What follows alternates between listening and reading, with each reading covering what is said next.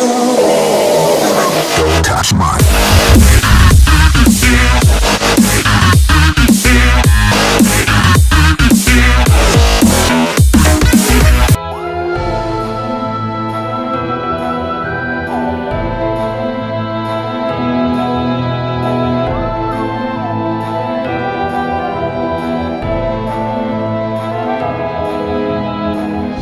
Welcome back to Whoscussion. Again, I am with the centrally pleasing Harriet Skelly. Say hello, Harriet Skelly.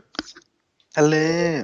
Alrighty, so we are going to, for the first ever time, to be covering the comics. These are the comics that I started in Radio Times, and I will start us off this time if that's okay. All right, go for it. As these comics are extremely old and you can read them for free online, I actually don't mind if we spoil these because otherwise this will be the shortest Whoscussion party ever. Yeah, With this, the Eighth Doctor has just left Samantha Jones at the Green Priest rally. So this takes place after the what we discussed last week. And so the Eighth Doctor is chilling out, he's having a good time, and he lands on a ship called the Dreadnought. By the looks of things, he looks like he's landed there for leisure, but as the TARDIS often does, it's landed him there to save people. And he saves a woman by the name of Stacey Townsend from being cyber converted, as the Cybermen are on the ship, the Dreadnought. These are the Lee Sullivan designed Cybermen, so they're a lot sleeker. They're designs that you'd find, especially in the fan animation Doctor Who the anime, featuring the Third Doctor, and you'll also find it in canonical canon further on, well, rather in the past, but publicated later in a story featuring the Sixth Doctor called Real Time. So, what are your thoughts on the Cybermen's design here and their overall sort of plan to sort of cyber convert the Doctor? It was interesting. It gets played out again later. Yes, sure does. Again with the 11th, I might say. I really like the artwork they did for the cyber converted Eighth Doctor, where he has this metallic sort of tentacles coming out of his head for the mop of hair that he's got. So good, so really good. It's really interesting seeing Doctor Who in a comic book form. I've read a couple of the comics before, but it always interests me that that basically they're only limited by what they can draw. Really, they don't have to attend to any sort of other rules. They don't have to get voice actors. They don't have to get particular actors for anything. They can do any special effects they want, make things look as real as they want. And it's really good, honestly. This Dreadnought story, when it comes down to Cybermen, and of course, then I'm suddenly remembering that another part of this gets played out by the 11th Doctor, where the man who's half cyber converted gets sort of half turned back to human long enough to defeat the Cybermen. Yeah. And he's even an African American. Yes, that's actually true. Sorry. So that would be the 12th Doctor, actually. It was the 12th Doctor. Yes. No, but I mean that's so easy. I mean, Series 8 is just a blur to me as well. Yes. Series 8. You know, we're gonna have to discuss that one day. One day. Hopefully one day, I shall skip that. Yes, I shall skip that. So. I even had the Hartnell coat holding on when I was doing that. Cheers. With the story, yes, a lot of this gets played out again, which is interesting for this comic to be so influential to the future. But the artwork by Lee Sullivan is gorgeous. There are some shots where he doesn't look like Paul McGann at all, a la page 1. So yeah, that doesn't look like McGann, but later on it looks more and more like McGann. So I'm guessing he got more and more comfortable with drawing this character. I believe this was printed straight after the Eighth Doctor was on TV, so that he obviously hadn't had enough time to get used to the character. There wouldn't have been a heck of a lot of material to go off as Yeah, it well. was just So like, the one movie of him looking like that yeah, as the exactly. Doctor. And Like, so sure, they would have had shots of him in different things, but not necessarily as the Doctor. So yeah, and looking at these dates here, it wouldn't have been on VHS yet, so he would have actually had to have gone off like magazine stills. yeah, oh wow, jeez. He would have had no material to work with, so I can understand why McGann looks not like McGann in the first page of Dreadnought. But again, he does get more and more comfortable with the styles of McGann's features. I love that. Because McGann's actually based on a real character and everybody else isn't. He looks the most real, and everybody Yeah. else. Everybody else looks like a comic book character, but Yeah. he looks like a real human being. Everyone else's comic book characters, yeah, it is fantastic. Now, Yeah. I'm just like, Everything that's about- I'm like, you guys could have like at least like structured this over real people. Like, just look at someone else in your office and be like, you're gonna be in this. yeah, exactly. Like just base it on someone more real. And it's interesting. Like I'm looking at pages 1 and 2 now, which make up the summation of part 1, and yeah, I love how like page 1, real looking human being, page 2, instantly the comic book cartoon characters. I'm just like that's incredible. It's beautiful. I like that this is probably the darkest the Cybermen have been up until this point in 1996, because they're like pretty much ruthlessly converted an entire ship. Yeah. I'd love to have the Stacy arc turned into Big Finish. Yeah. Though to be honest, it would work better as an animated feature. Yeah. But I would love the whole Dreadnought all the way through to Coda to be done in some way with voice acting. But as a comic, it still works. I think the writing's quite tight, except for the next part. But the writing in Dreadnought is very very tight. I like that the Cybermen act like the Cybermen from Classic Who. Definitely opposed. I'm not a huge fan of the way New Who Cybermen are very, very, very logical, whereas these ones have a sense of pride to them. And that's Yeah. something I quite like about the Classic Who doc. Again, it doesn't make much sense because the Cybermen are supposed to be devoid of human emotion, especially when they Yeah. appeared in the 10th Planet. But I love, like, after the 10th Planet, they've forgot that. They was like, yeah, they're going to have pride and anger. There you go, give it to them. So there you go. And so, yeah, the Dreadnought, the Doctor defeats them using his mind, like the 11th Doctor would do in Nightmare in Silver. Okay. And you find out in the last few panels that the African American gentleman who does die in Dreadnought is actually Stacy's fiance. Yeah. She doesn't Which, do. Gets played out a little bit with Clara. Yeah. Well, oh my God, yes, it does. So yes, wow, gee, Willikers Batman. This story is adapted heaps in New Who. So wow, man, Lee Sullivan, he should be getting all that royalties. So Lee Sullivan, and sorry, the writer was Gary Russell. I see Leone did the art. So these two together are obviously a powerful force. Gary does a lot of the writing for Big Finish. So he's a lot more adult orientated in his writing, and that definitely shows through in Dreadnought. And The brain of the cyber controller. How it sort of bulbs out of the front of his face. Yeah. It's so good. But that happens a lot with the cyber controller units. They always seem to have still the organic brain. I've always found that really interesting. But it's always like this big bulbous brain. Yeah. Like for some reason, like it's just way bigger than it needs to be. It's like they just took another brain and just stuck it on top of it. Just Yeah. oh, more power. Put more brains in. Big Mac brain. Yeah, can I get a Big Mac brain? Oh, yep. Do you want that? Do you want that triple size there? Yes, please. I'm a Cyberman. So the Doctor manages to use the power of love once again to defeat the Cyberman. But again, it's not sappy. I love that like Stacey's not like sitting there crying her eyes out and stuff. Like she just hardens the hell up, and I love that. Stacey is very much the harden the hell up companion. It's quite good. She's very no nonsense. Yeah. Although then there's the final the final confrontation after he defeats them using the power of his mind and distracts them with the power of love. He reverses the polarity of the neutron flow. Yes, he does, and they end up getting defeated in the exact same way Patrick Troughton defeats them twice, which is he Shoot uses them the off into polarity. space. It's like, I really hope we don't crash into the other two loads who had this happen to them. It was just the countless amount of debris in space in the Doctor Who universe that must be filled with Cybermen. Just like I can see it now. Just there should absolutely be like a comic of just like some just even just a short trip of some random people going through space and just like going through like a debris field, and it's just all Cybermen. And Just it's all the floating around. different variants as well. Yeah, different variants of Cybermen just floating around in space. It's just they're like, oh, where did they come from? Well, they must have been shot out by the Doctor at some point. I'm guessing they were shut out by the Doctor.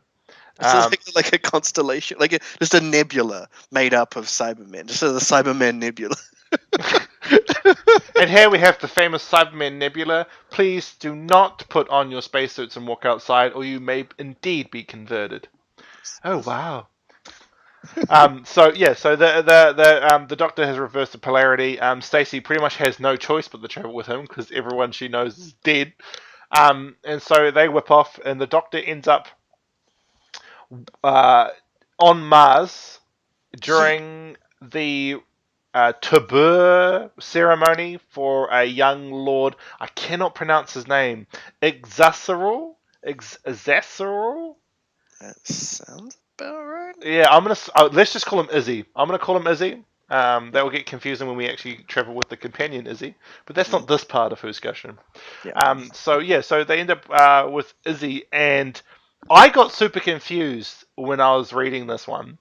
Because I thought he was Tabur, but then I found out Tabur is actually their god. Yeah, Tavir's like a ritual. It's like the name of the god. That's right. Yeah. Yeah. And they were doing a ritual to him. Yeah. For strength, sort of deal. Becoming an Ice Lord. That's the one. I love that the Ice Lords actually have to be badasses too. Like they're not like wimpy. Because even the Ice Lord that we met in Seeds of Death, right? Yes. Yes, I always get those two mixed up. So Seeds of Death, the Ice Lord was like being a badass in that as well. He did fail his people and have them slung into the sun, but he was still being a badass while he was doing it. Yes. So it was good to have that continuity sort of followed on here. With the Doctor, I like that they actually have to put their hands in fire, even though they're violently allergic to heat. So it's interesting. Like you gotta have some big cojones to put your hands into something you're violently allergic to. Well, that's why they're Ice Lords, not just Ice Wimps. Yeah, they're not the Ice Wimps; they're the Ice Lords. Time Lords, except icy. Yeah, like Time Lords, except icy, and not wimps unless you're Vansel. I'm a wimp, and I'm called Vansel. Poor old Nosebung. Poor old Nosebung, man, seriously. So the story is called Descendants, and the Doctor ends up getting caught up in a coup in which Izzy's uncle, Atrix, is trying to overthrow the current king. And I think the current king... No, hang on, sorry. Atrix is the king, and the uncle is Uzosks? I'm going to call him Uzi, and Izzy. So Uzi is being all... Yeah, is too many Z's and X's. Yeah, and I can actually hear it with the classic voices as well. Yeah, there it is. That's where the X's are. Yeah. The noises. So they're all... and I can imagine Stacey just blocking her ears sometimes, like, oh my god, just stop... So the Doctor and Stacey are watching over the ceremony, and this one guy comes up and is like, "I'm gonna have to kill you now," and then the other Ice Warrior is like, "Whoa, that's a bit extreme." Like, whoa, what are you doing? He's like, "Oh, sorry, I won't kill you. Sorry about that, guys. By the way, my name's Saad. Do you want to be friends?" So Saad ends up becoming friends with Stacey and the Doctor. During the ceremony, there's this huge ambush by Izzy's uncle, who's come to basically not kill him because he's his sister's son, but keep him basically away from the ceremony so he can't complete it, and therefore his father's lands must therefore default to the uncle as the son was never allowed to ascend. So, with it all, the uncle's sister, who is Izzy's mum, Mhm. doesn't seem to give a flying shit that her son's actually, like, could be dead. No. Well, she knows that it was her. She's the one who like planned the whole Yeah, thing. she's the one who plans the whole thing, but I just found it weird that, like she's just like completely okay with her son being dead because her brother will take over. Are they like in an incestuous relationship or something? She's so sick. Or like, yeah. She basically, yeah. She's like, but like she's like Cersei, but hates kids. Like, so Yeah. yeah. So it's Well, she is. The Martians are reptilian. Though. yeah. That's a So good point. imagine that they Yeah, would give a flying anything about any children that they Yeah. could ever have, considering they didn't actually come out of them. yeah. Exactly. That's actually a good point. Actually, yeah. So, yeah, and she's definitely completely enamored with her brother, and wants her brother to ascend and become king Yes. because she feels her son and her husband are weak. I think like there was obviously before this there was two big families that were vying for power, and her dad or her parents obviously married her off to the other family because they obviously had a son, the uncle, but he wasn't gonna come into power. So to try and get their family into power, they married them together. Yeah. But she was not having any of that, and she did not want to rule under their family, and she'd like her own family to be the rulers, I guess. Yeah, that seems to be the case. Yeah, I am inclined to agree with you. So yeah, so the story's quite interesting because it's a huge power struggle. The Doctor ends up escaping death. He ends up giving Izzy some balls. And then the Doctor realizes he's given Izzy probably too big a set of balls because Izzy just starts going NATO, tries to kill his uncle, tries to kill his mum. Like, he's just out for blood. And the Doctor's like, oh, I'm really glad that I made you, like, strong, but I think I made you a little tiny bit maybe too strong. You're a little bit Kratos right now. We need you to just simmer down and be a Nathan Drake. So... So yeah, and then the Doctor ends up helping out quite a bit. And then Sard joins the party, and he's like, "Hey, look, I didn't really do a heck of a lot except for be friends with Stacy. Can I come with you in time and space?" Yep. And the Doctor has a Ice Warrior come with him. Yes. Again, this brings up something I always hark on about when we talk about the Ice Warriors. Is I love how just incorrectly broken canon their name is because they were not called the Ice Warriors. They were called that by a random Scotsman. Yep. And then they're like, oh, we've always been called that. It's just a coincidence the Scotsman called us that. Yep. And there we go. So now It is interesting that is their name, especially considering that the current water on Mars is only ice. Yeah. And things would have it that it's probably been like that for the whole time that the Martians were on Earth, on Mars, was that there was ice there while they were there. So, and ungodly cold. So I imagine that's probably something to do with it. That they did see themselves as warriors of ice. But it is interesting that they don't. They also call themselves Martians as well, which makes no sense because they wouldn't call their own planet Mars. Yeah, exactly. Because that's the so insane that TARDIS translation matrix. Yeah, if they went and decided to translate the word Mars and found out that it was the god of war, they would probably be like, hell yeah. That is our planet's name. Like, yes, that is legitimately the name of our planet. Thank you very much. Yeah. So I guess alright. So yeah, I suppose that they would be perfectly fine calling themselves Mars and Martians. Yeah. So I don't understand why they call themselves Ice Warriors either. Yeah. I've always found that really, really peculiar. But it's well, at least I suppose it's sort of the way with a lot of aliens that don't really quite fit in. Like the Silurians were just named after their time period, time period that they came from. Like, really? Like, we don't call us humans because we live in the human age. We just it's not what we do. I love how the era after Rassilon became High Lord President. Hmm. From that onwards is just called the Rassilon era on Gallifrey. Like they Yep. just never changed the era naming. They're like, nah, just keep it Rassilon. Yeah. And it's so It's good. it's really interesting that some aliens and some creatures get a good backstory put into them, and others don't. Yeah.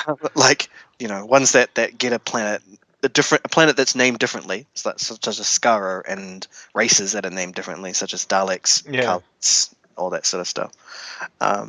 So it's really interesting that's and Mondas and the Cybermen, that sort of stuff, where there are races that get a good run of things, but then there's the Ice Warriors from Mars that were named by a Welshman. Yeah. He's like, oh, proper ice warriors, aren't they, sir? And that's just so good. But with the final story, Harriet Skelly, please take us on the adventure that I like to call the one with the purple horse monster. The one with the purple horse monster. Yes.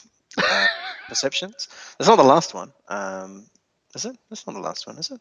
Oh well, because the last story is just pretty much the tail end of that story. Oh right, it's right, it's Perceptions and Coda, like the same story. Yeah. Yeah. All right, fair enough. So we end up back in Victorian London because the Doctor has a real hard on for that. Yes, he does. And also we find Stacey go ahead and copying another one of Clara's traits and being Victorian. And we end up with an Ice Warrior back in an Ice Warrior rather than a Sontaran. Back in the Victorian age, with covered in stuff. So not being a Silurian either. Reptilian. Just come on, guys. Anyway, they're riding down the street in a carriage, interestingly enough, and find a spaceship just sitting there in the middle of the street, that no one seems to notice. Yeah, and the Doctor instantly goes up, going, "Come on, guys, what is this?" and then it gets explained to him by this balding man, who apparently seems to be a solicitor. And then he goes ahead and shows them his real face. He is a purple spotted space horse. He's from a race called the Equinines, I might add. Yep, he is from the Equinines. What was that? That there was that trailer for it was like a to be continued for a not real He-Man-esque thing. Oh, Space Stallions. Space Stallions. That's exactly what they reminded these race reminded me of. Is the Space Stallions. Yeah, you need to link that in the description. I will indeed. That's absolutely incredible. But yeah, these space horses, they got lost out by Earth. They ran out of fuel, ran out of power. They had to land. Using the last of their power, they've hidden themselves away. Basically, generally being responsible aliens on Earth. Yeah, actually, they handled themselves quite well. They were like, well, we're stuck on a primitive planet. We obviously need to not give ourselves away. Prime directive and all that.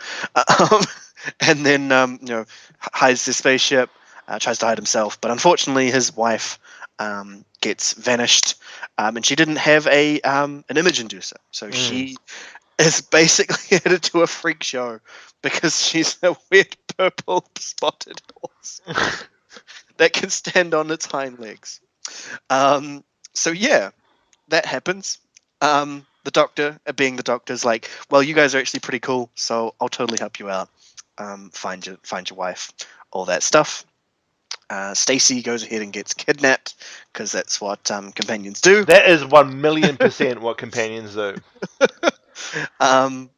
And then we find out that the things that are actually the reason why this horse is actually being held is not actually by humans, is actually by some sort of alien presence as well.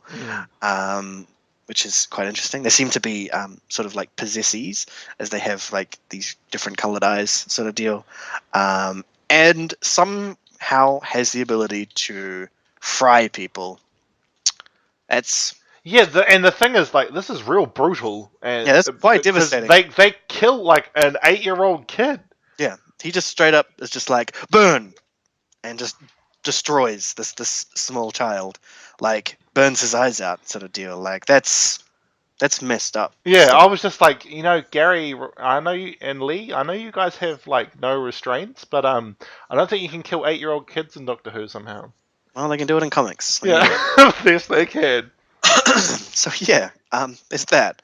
That's quite interesting. But then, we assume that Stacey's been captured and she's going to be in trouble.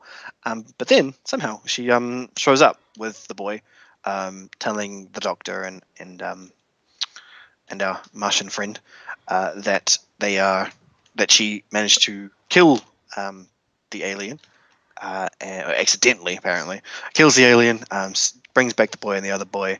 I love the other boy when the Doctor tries to talk to him about it. He's like, "Hey, just don't tell anyone about this," and he's like, "Well, I ain't gonna tell no one. I've seen crazy looking horses and a green snake man and crazy things.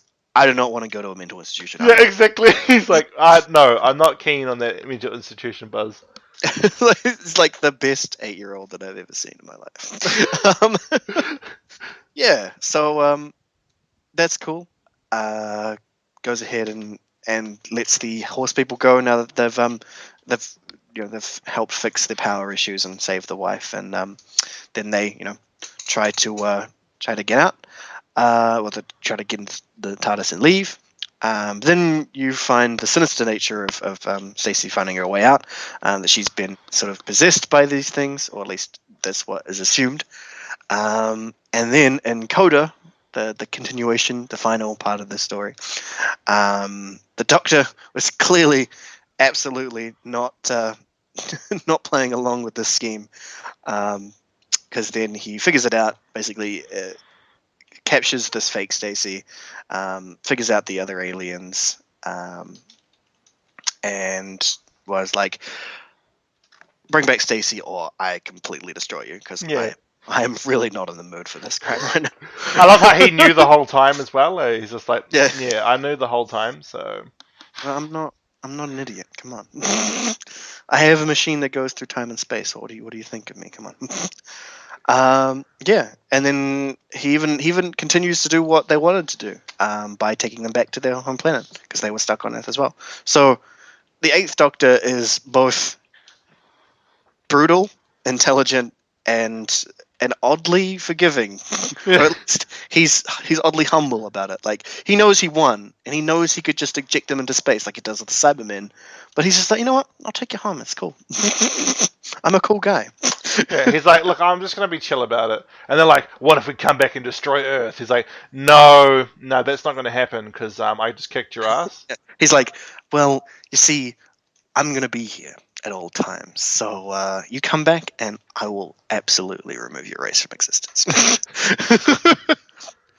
It's like the every single time that aliens threaten that, I'm just imagining the Prisoner Zero at the end of Prisoner Zero, where the 11th goes through the is it the Atraxi? Yeah, there was the Atraxi, and he's just where he's like, tell me what's happened before, and they go through the images of all the times that he's wrecked people, and then he steps through and he's like, yeah, you guys need to leave. Yeah, and then it's like, yeah, we're gonna go now.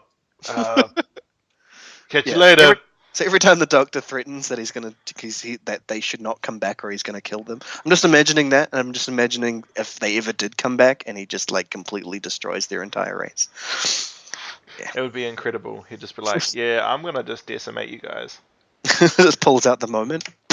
Yeah, he's just like, by the way, the moment. It's like, sometimes I just kill things.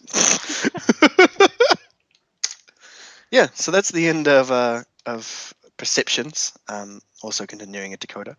It is a really interesting idea of some aliens. I don't think it's even really been played out that some good aliens stuck on Earth trying to get home, and well, it's not played out as easily. Yeah, I don't. Yeah, I have to agree with you. I don't think there's any moment in television, Who at least, that really happens. These like good aliens are chilling. They're abiding by Earth laws. They're not doing And just anything invasive. yeah, and just being cool guys and Yeah. basically stuck there. Yeah, there's always something nefarious going on. Where I think that would be a really good thing to see in a at least so there's no. I don't know. I mean, I don't think that the idea of having lots of nefarious and bad aliens in Doctor Who gives any sort of kind of xenophobia. Like a lot of other like a lot of other sci-fi shows would have you believe that xenophobia is really rampant on humanity. That if the moment we saw an alien, we would absolutely kill it. But I don't think that's true, and I don't think that Doctor Who would cause that on anyone, on any human being. I imagine that if anyone who had watched the entirety of Doctor Who had somehow met up with an alien that had shown up on Earth, they would probably be really happy about it and probably be cool dudes to those aliens. Yeah, and probably take on their own Doctor persona because everyone wants to play the Doctor. Come on. exactly. I'd walk up to them. I'd be holding my like lapel, and I'd be like, Yeah, yes. like hello. Yes, I shall buy you some snacks. Yes, some snacks. I want to do that some days. I just want to like just talk to people like William Hartnell and just give the Susan goodbye speech, but like just like zip it to my situation. I did that to the wife once. I was just like, I'm gonna head out. She's like, "Oh, will you be back?" And I'm like, "Yes, I'll be back." But go forward in all your beliefs. And she's just like, "Just leave the house now, please." Just like, please, just go. Just Don't walk come out the back for a door. few hours. So with Coda all wrapped up, unfortunately, Radio Times lost the comic book license for Doctor Who, and that's the last we see of these companions. It's never explored. It's never touched on again. I think that might be a copyright thing. Yeah. Like how Grace Holloway can't be in Big Finish, which is weird because Grace Holloway's in the next comic book story, Body Politic. This story is part of the 50th anniversary box, but because we're only going over the 8th Doctor, we won't do Prisoners of Time in its entirety. It's something we probably...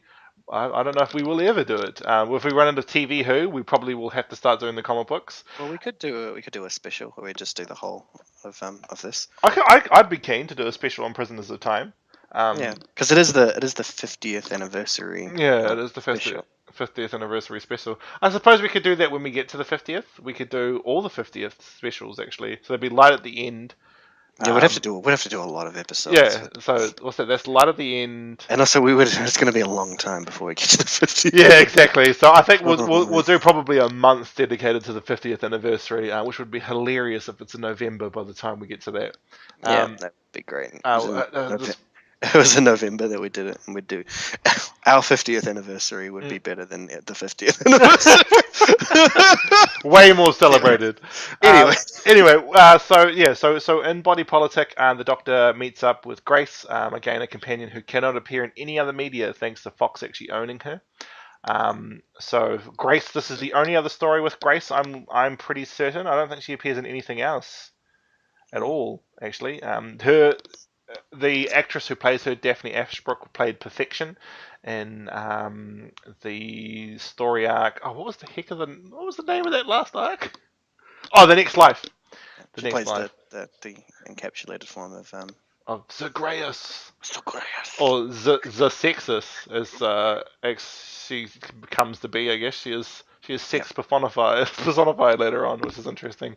But with Body Politic, I love that the comic book's coloring and the style is so 90s. This whole story is oozing with the 90s. That's so good. It reminded me of I know there's a few years between us, but when you were in primary, did you have the school journals? They were like comic book books. That's what that reminded me of. The style in this reminded me of the school journal comic books from when we were Yeah. kids. Like, it's just so 90s. It's just got so many 90s tropes. The evil aliens who are called, what were their names again? They were they were they were Overseers. the overseers. So the overseers, they're so 90s. They reminded me of do you remember actually again this you're probably a bit too young to remember this, but do you remember the moon-faced man that was the mascot for McDonald's for a long time? Yeah, of Yeah. course. They looked like him. Yeah, they really did. I was just like, that's the moon-faced man from the 90s at McDonald's. This is The moon. I was completely in love with the story. Some of the panels are a bit silly looking, but they were going for the school journal look, I feel. Especially this one panel where they didn't draw Grace's face very well.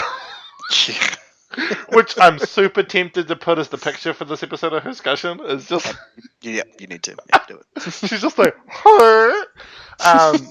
Just that doesn't look like a human at all. It looks like some mockery of a human being. It doesn't look like Grace at all. But take us through the story there, Harriet Tilly, of the body politic. Well, it's it continues off shortly after Grace is trying to get back into her life after Fox cut her out and wouldn't let her back in. The Eighth Doctor shows up and is like, "Hey, I know Fox wouldn't let us be together, but we can do it just this one time. Do you want to come with me and take some trips to see some sights and stuff?" And Grace, I guess she takes it a little bit well. I guess she's very overwhelmed in the beginning, which I didn't think was very much her, honestly. I honestly, out of all the companions that have had a very short run-in with the Doctor, and what happens, she seemed like she would be the most competent, other than she'd be the one that would be the most accepting of alien worlds, unless other, of course, of not including Donna Noble, of course, who was absolutely so hard-headed she just wouldn't care. Yeah. So yeah, because Grace being I suppose being a doctor and a scientist is what sort of gave her that, but I suppose I didn't feel that about Martha Jones though. So Yeah, I don't know. I don't feel they played her the doctor part of her persona well enough. Training doctor. Especially she was a medical student, that she Yeah. still had to come into that doctor persona that a lot of doctors seem to have. I suppose that's why she seemed more human though, than a lot of other doctors portrayed in fiction. Yeah. There's some just some standard stuff that goes on in the beginning, explaining to Grace that the TARDIS is basically magic and can translate alien languages. That sort of stuff. They meet this boy named I Owen. love how she's like, that's pretty much bullshit, and Yeah. like making fun of the fact that the TARDIS can do that in the actual canon. Yeah, it's so good. It is kind of a ridiculous thing. Like, it's just to explain why in the beginning of of Doctor Who everyone spoke English, and it's simply because they really, there's no real reason for them not to, really. I mean, making it more complicated by having subtitles or making up a language for them to speak, or having someone translate for them, that sort of stuff, it makes it more complicated of a story, and it's much easier for everyone to get into it if people just speak English. I mean, it's understandable that people would be like, that doesn't make scientific sense, but then just easily explaining it by saying the TARDIS can translate for you is fantastic. Of course, it does mean that whenever the TARDIS is not present, you're sort of going, how is that working? But you just deal with it. Exactly. Yeah. So the Doctor and Grace go on this little trip to this planet. Where is this? What is it? Did they ever name this planet? I don't believe they do. I just know that the inhabitants used to be warfaring, and now they're like real sort of placid. Yeah. I think the city that they went to was called Brendace. Not sure how to pronounce that. Let's call it Brend Ass because I like the fact that it's called ass. Brendace, where the overseers live. The Doctor and Grace, go and take a look. Yeah, that's the beginning of the story, of course. Yeah, but I mean, at the same time, that's pretty much that's it, really. I mean, they Grace ends up killing one of the overseers accidentally. I might add, she doesn't do it on purpose, because they're essentially paper. She's just all about accidentally killing people. Exactly. Yeah. I am not like you. I am not human. Shut up. I'm gonna kill you. I'm gonna kill you. I hope I don't regenerate into some guy with really long hair. Well, it could be worse. It could be whiny. But yeah, so the overseers get overthrown pretty quickly. The Doctor manages to stop their organ farming. This story, in no panel whatsoever at any point do they look like Paul McGann and Daphne Ashbrook. Yeah, even on the front cover, it barely looks like Paul McGann. Yeah, and the Celestial Toymaker's on the front cover for some reason. Is he? What? Yeah, the Celestial Toymaker's on the front cover of this comic, and I was like, what? What? He's not even in this story. It's so weird. But yeah, this story is very, very 90s. It's very run of the mill. It's like run of the mill, not just in a Doctor Who sense, but in like comic book of the 90s sense, like sort of saving these people that are being oppressed. And seriously, I suggest reading The Prisoner of Time arc because it's the 50th anniversary comics, but I also suggest people just look at how 90s the costumes are of the Overseers. It's incredible. They're like all high vis, everything's like highlighter colors. I love it. It's so gorgeous. I was enamored with every panel that the Overseers were in because it was the 90s, and I was just like, this is perfect. If you're gonna go back. Yeah, exactly, and it's good to go back and just pay respect to what's come beforehand, like the 50th should. I'm looking at you, Stephen Moffat. But yeah, and so with that, that's it for the 8th Doctor this week. That's a heck of a lot. I'm pretty glad that our last short trip is actually really, really short. So the last short trip, we'll give you a rundown, and then Harriet Scully and I'll give you a rundown, and then Harriet Scully and I will just have a back and forth about what sort of like key elements played here. But essentially, this takes place just after the Face of Evil. I'm guessing maybe mere hours after the Face of Evil. The Doctor takes Leela to a night market on another planet, and Leela pays to be killed. Yes, she does. Unknowingly, of course. Unknowingly, she gives this man money because she's like, oh, that looks like a cool blade. So she pays for it because she thinks she's buying the sword, the little dagger that the guy's got. But the guy stabs her to death. And then everybody's really surprised and the Doctor's angry about it. They're just like, what? Why are you so surprised? Why are you angry? Because you killed her. And he's like, so she told me, she paid me to do it, bro. And he's just like, what the hell? Why would somebody pay someone to kill? Also, she's a primitive. Didn't you realize this by what she's wearing? Come on. And then, like, I love how he tells the police, and the police are like, "Dude, yeah, she paid for. Like, is there something you're missing here, bro?" And then the Doctor's like so confused about the whole situation, and I love Louise Jameson's rendition of Tom Baker. Yes, like, I was just like, oh my god, that's so cool. And which is interesting because from what I hear, Louise Jameson and Tom Baker did not get along at all. Yeah, that's why I found it so funny. That I'm just like you were trying so hard not to just like make it sound like a falsetto of him, like mock him with that. And so it was great to have Leela being all like Doctor, and I loved like Louise Jameson because she's the narrator of the story as well. When she was being Leela, she sounded like, I'm not going to say less intelligent, but like way more childlike. Wonderment is what I was trying to get to, sorry. There's a lot more wonderment in her voice, and I love that because she totally still captures that character like 40 years later. She's still Leela. I thought I was so amazing to have her just slip back into that character so nicely.